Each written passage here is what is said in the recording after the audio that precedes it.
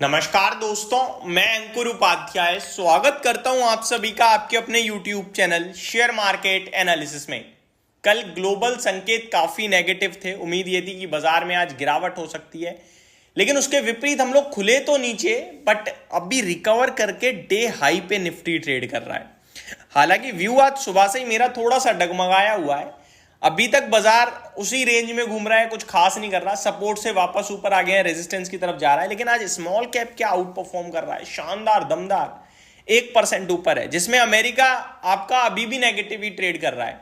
लेकिन आज जो रिकवरी आ रही है, जो तेजी आ रही है, इसमें सबसे बड़ा अगर कोई कैंडिडेट है तो वो है आईटी स्टॉक्स। आईटी इंडेक्स 1% ऊपर है, और आईटी जब ऊपर हो तो फिर मार्केट को अपने दम पर ही खींच देता है, क्योंकि आईटी का वेटेज बहुत स्ट्रांग है। या आईटी या बैंकिंग, दो में से अगर एक सेक्टर ऊपर है आपके लिए तो बाजार हरे निशान में दिखेगा, ऐसी उम्मीद हम लगा सकते हैं। अब आईटी में ऐसा क्या हुआ है जो आज आईटी इंडेक्स ऊपर है और स्टॉक्स 12 के 12 ऊपर है। पहले एक बार 12 के 12 स्टॉक्स का अपडेट देता हूं और उसके बाद डिटेल शेयर करता हूं। अगर स्टॉक्स की बात करूं तो HCL टेक 1.25% रैली कर रहा है। इन्फोसिस 1/4 मतलब फ्लैट टू पॉजिटिव आप कह सकते हैं। LTI Mindtree flat to positive. LTTS 4% rally कर रहा है आपके लिए। एम्फेसिस 1.5% ऊपर है। Coforge 2%। Persistent flat to positive है और TCS में 2% की तेजी है। टेक महिंद्रा 1.5% ऊपर है। विप्रो में आधे परसेंट, इनफैक्ट 1% के गेन्स हो गए हैं अभी। निफ्टी की बात करूं तो टॉप कॉन्ट्रीब्यूटर्स में अगर आप देखें तो TCS 20 पॉइंट का कॉन्ट्रीब्यूट कर रहा है, HCL टेक 5 पॉइंट का, और HDFC बैंक शानदार कर रहा है यार, 15 पॉइंट्स का कॉन्ट्रीब्यूशन वहां से भी आ रहा है। अब ये सब हुआ क्यों है? ये सब हुआ एक ब्रोकरेज हाउस की वजह से। एक ब्रोकरेज हाउस अपने आप को पूरी तरीके से कभी ऊपर कभी नीचे कभी, अभी थोड़े दिन पहले इन्होंने रिपोर्ट निकाली आईटी पे नेगेटिव, स्टॉक्स को पीट दिया। आज रिपोर्ट आई है हल्की पॉजिटिव, स्टॉक्स ऊपर है। अगर आप देखें तो रिपोर्ट में कुछ खास नहीं है, लेकिन बाजार पॉजिटिव ले रहा है, मार्केट भी अपनी चाल चल रहा है एकदम। अगर ब्रोकरेज हाउस CLSA की बात करूं मैं तो TCS पे अंडर परफॉर्मर की राय रही है इनकी। पहले सेल की रेटिंग थी तो एक अपग्रेड कर दिया।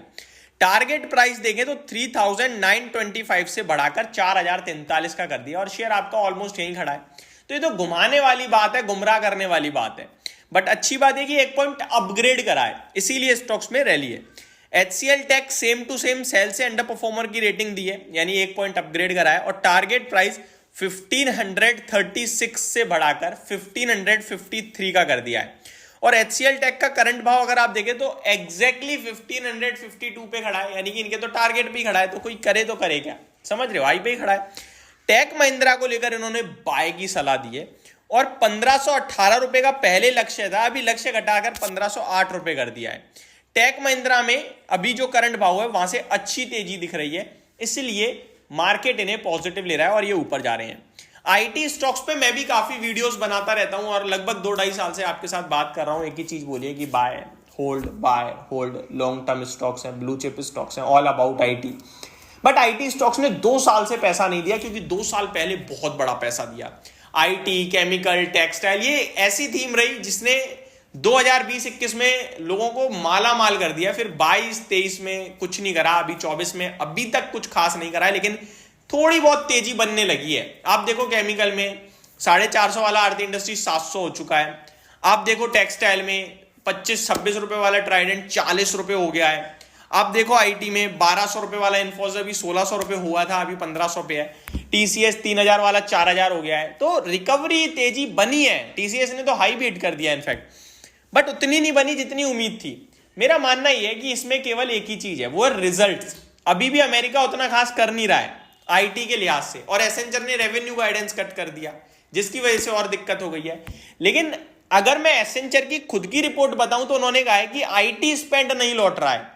इसलिए नहीं लौट रहा है क्योंकि इंटरेस्ट रेट हाई है। तो अगर इनका ये पॉइंट मैं कैप्चर कर लूं तो फेड तो ये कह रहा है कि इंटरेस्ट रेट कट होंगे, तो रेट कट होंगे, दैट मीन्स आईटी स्पेंड लौटेगा, तो अगले 6 महीने में वापस तेजी बननी चाहिए।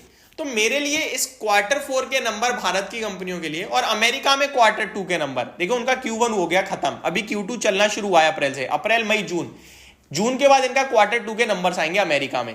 उस अमेरिका के Q2 के रिजल्ट्स मेरे को देखने हैं, और भारत में Q4 के रिजल्ट्स देखने हैं। मेरे को लगता है कंपनियों की यहां से आगे गाइडेंस क्या आती है वो इंपॉर्टेंट होने वाला है, और यहां से बाजार में तेजी बननी चाहिए स्टॉक्स में। इस बीच में अगर Q4 के बाद गिरावट आए तो मेरा मानना है बाय ऑन डिप करो, और नहीं आए तो ये 1500 रुपए पे इन्फोसिस में ज्यादा कुछ खोने के लिए नहीं है। टीसीएस हालांकि हाइस पे ही बैठा है तो मैं राय नहीं दूंगा। एचसीएल टेक भी आउट परफॉर्मर रहा है, राय नहीं दूंगा, लेकिन विप्रो एचसीएल टेक इनमें अच्छी परफॉर्मेंस आ सकती है। एमफेसिस टेक्निकल बेसिस पे काफी स्ट्रॉन्ग दिख रहा है। एलटीआई माइंट्री और परसिस्टेंट स्टॉक है, स्ट्रॉन्ग स्टॉक्स हैं। और मिड कैप से मेरे को सबसे ज्यादा पसंद टाटा एलएक्सआई है। तो ये मेरी तरफ से आपके लिए पूरी की पूरी अपडेट आईटी स्टॉक्स को लेकर। होप आपको सारी जानकारी समझ में आई होगी। Thank you so much for watching this video. Have a great day guys.